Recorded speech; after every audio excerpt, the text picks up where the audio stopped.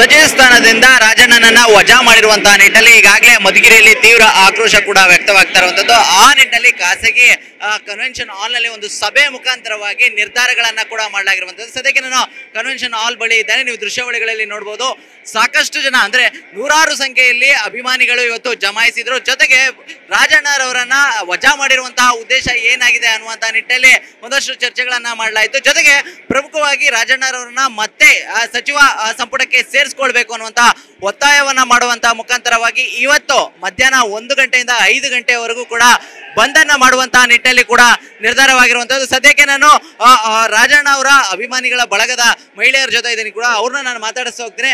Madam, ಈಗಾಗಲೇ ನಿಮ್ಗೂ ವಿಚಾರ ಗೊತ್ತಾಗಿದೆ, ರಾಜಣ್ಣರವರನ್ನ ಏನ್ ಸಚಿವ ಸಂಪುಟದಿಂದ ವಜಾ ಮಾಡಲಾಗಿದೆ.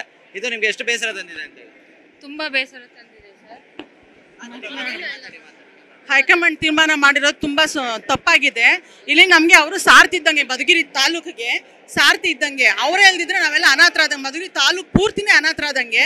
ಆಮೇಲೆ ಎಂತೆಂಥ ಹಗರಣಗಳೆಲ್ಲ ಸಿಲುಕಿರೋ ಅಂಥವ್ರಿಗೆ ಬಿಟ್ಬಿಟ್ಟು ವಾಕ್ಸಾತ್ಯಂತ್ರ ಇದೆ ಈಗ ಪ್ರಜಾಪ್ರಭುತ್ವದಲ್ಲಿ. ಅವ್ರು ಮಾತಾಡಿದ ತಪ್ಪು ಅಂತ ನಮ್ಗಂತೂ ಯಾವ ಇದು ಅನಿಸ್ತಿಲ್ಲ.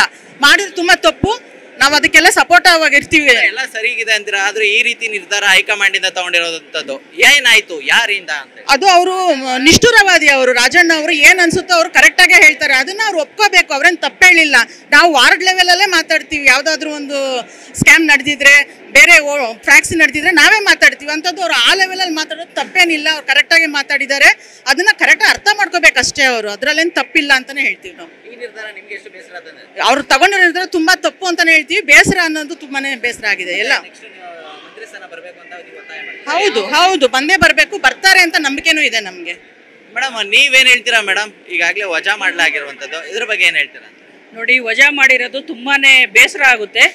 ಇಡೀ ನಮ್ಮ ತಾಲೂಕಿನೆಲ್ಲ ಎಲ್ಲ ಜನರು ಬೇಸರಗೊಂಡಿದ್ದಾರೆ.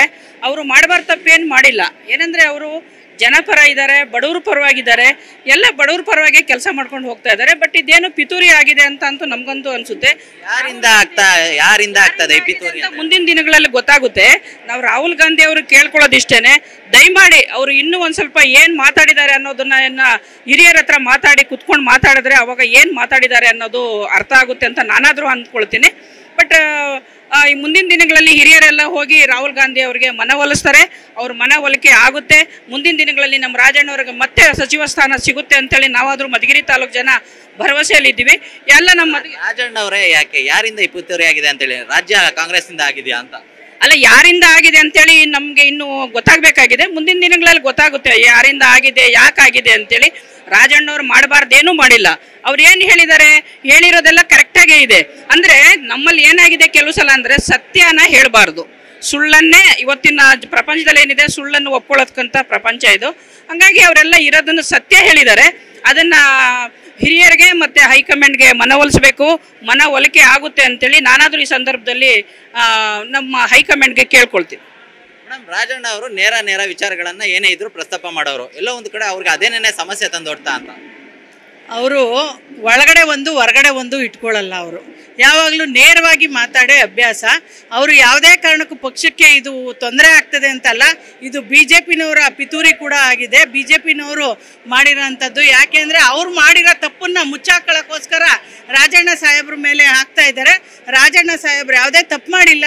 ಯಾಕೆಂದರೆ ಅದು ನಮ್ಮ ತಾಲೂಕಿಗೆ, ದಲಿತರಿಗೆ ಅನ್ಯಾಯ ಆಗ್ತದೆ. ರಾಜಣ್ಣ ಅಂತ ಒಬ್ಬ ಪ್ರಬುದ್ಧ ರಾಜಕಾರಣಿ ನಮ್ಮ ಕರ್ನಾಟಕದ ಸಂಪುಟಕ್ಕೆ ಬೇಕಾಗಿದೆ. ದಯಮಾಡಿ ನಾನು ಹೈಕಮಾಂಡು ಮತ್ತು ರಾಹುಲ್ ಗಾಂಧಿ ಅವರಲ್ಲಿ ಮನವಿ ಮಾಡೋದಿಷ್ಟೇ, ಮತ್ತೊಮ್ಮೆ ಅವ್ರನ್ನ ಪಕ್ಷಕ್ಕೆ ತಗೊಳ್ಬೇಕು, ಮಂತ್ರಿಯಾಗಿ ಮಾಡಬೇಕು. ಅವರು ಇರಲೇಬೇಕು ಈ ಸರ್ಕಾರದಲ್ಲಿ. ಯಾಕೆಂದರೆ ಬಡವರಿಗೆ ಮತ್ತು ದಲಿತರಿಗೆ ಅನ್ಯಾಯ ಆಗ್ತೈತೆ, ಮಹಿಳೆಯರಿಗೆ ಅನ್ಯಾಯ ಆಗ್ತೈತೆ ಅಂತ ನಾವು ಕೂಡ ನೊಂದು ಕೇಳ್ಕೊಳ್ತಾ ಇದ್ದೀವಿ. ಅವ್ರು ಯಾವುದೇ ಕಾರಣಕ್ಕೂ ಕಾಂಗ್ರೆಸ್ ಪಕ್ಷದ ಕಟ್ಟಾಳು, ಕಾಂಗ್ರೆಸ್ ಪಕ್ಷಕ್ಕೆ ಮುಜುಗರ ಆಗೋ ರೀತಿ ಯಾವತ್ತೂ ಕೂಡ ನಡ್ಕೊಳ್ಳಲ್ಲ. ಅವರು ನೇರವಾಗಿ ಮಾತಾಡ್ತಾರೆ.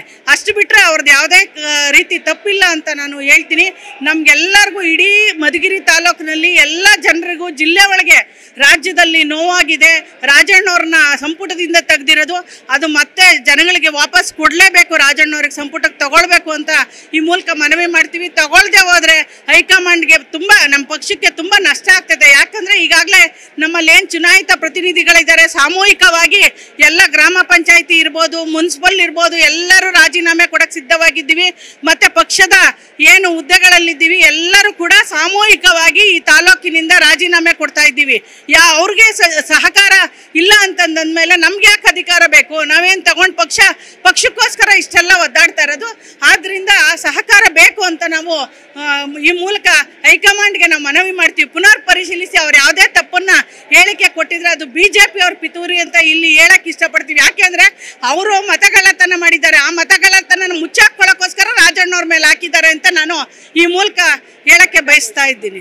ಒಟ್ಟಾರೆಯಾಗಿ ಮೇಡಮ್, ಇವತ್ತು ನಡೀತಾ ಇರುವಂತಹ ಒಂದು ಸಭೆಯ ನಿರ್ಧಾರ ಏನಾಗಿದೆ ಅಂತೇಳಿ, ಇವತ್ತು ಬಂದ್ ಕೂಡ ಮಾಡ್ತಾ ಇದ್ದೀರಾ, ಏನ್ ವಿಚಾರ ಇದೆ ಅಂತ ಹೇಳಿ? ಹೌದು, ಎಲ್ಲರೂ ಒಂದುಗೂಡಿ ಮಧುಗಿರಿ ಜನತೆ ಪೂರ್ತಿ ಊರು ಬಂದ್ ಮಾಡಬೇಕು ಅಂದ್ಕೊಂಡಿದ್ದೀವಿ. ಅದ್ರ ಜೊತೆಯಲ್ಲಿ ಪುರಸಭೆಯಿಂದ ಅಧ್ಯಕ್ಷರು, ಉಪಾಧ್ಯಕ್ಷರು ಎಲ್ಲ ನಮ್ಮ ಸಹ ಸದಸ್ಯರು ಸಹ ನಾಮಿನಿ ಕೌನ್ಸಿಲರ್ಸ್ ಎಲ್ಲ ಸರಿ ನಮ್ಮ ಸ್ಥಾನಕ್ಕೆ ಒಮ್ಮತದಿಂದ ನಾವು ರಾಜೀನಾಮೆ ಕೊಡೋಕ್ಕೆ ಇಷ್ಟಪಡ್ತಾ ಇದ್ದೀವಿ. ಏನು ನಿಮ್ಮ ಒತ್ತಾಯ ಅಂತ ಹೇಳಿ? ರಾಜಣ್ಣ ಅವರು ಮತ್ತೆ ಆ ಸ್ಥಾನ ಕೊಡಲೇಬೇಕು ಅವ್ರಿಗೆ. ಯಾಕೆಂದ್ರೆ ಅವರು ಅಭಿವೃದ್ಧಿ ಸಾಕಾರರು. ಅವರು ಇದ್ರೆ ನಮ್ಮ ಮಧುಗಿರಿ ತಾಲೂಕು ಪೂರ್ತಿ ಅಭಿವೃದ್ಧಿ ಆಗಬೇಕು ಅಂದ್ರೆ ಅವ್ರು ಇರಬೇಕು. ಕುಂಠಿತ ಆಗುತ್ತೆ, ಅಭಿವೃದ್ಧಿ ಕುಂಠಿತ ಆಗುತ್ತೆ. ಎಷ್ಟೆಷ್ಟೋ ಹಗರಣಗಳಲ್ಲಿ ಇರೋರ್ನೆಲ್ಲ ಬಿಟ್ಬಿಟ್ಟು ಬರೀ ಒಂದು ಸೆಂಟೆನ್ಸ್ ಇಟ್ಕೊಂಡು ಅದನ್ನು ಅನಲೈಸ್ ಮಾಡಬಾರ್ದು ಅಂತ ಹೇಳಕ್ ಇಷ್ಟಪಡ್ತೀನಿ.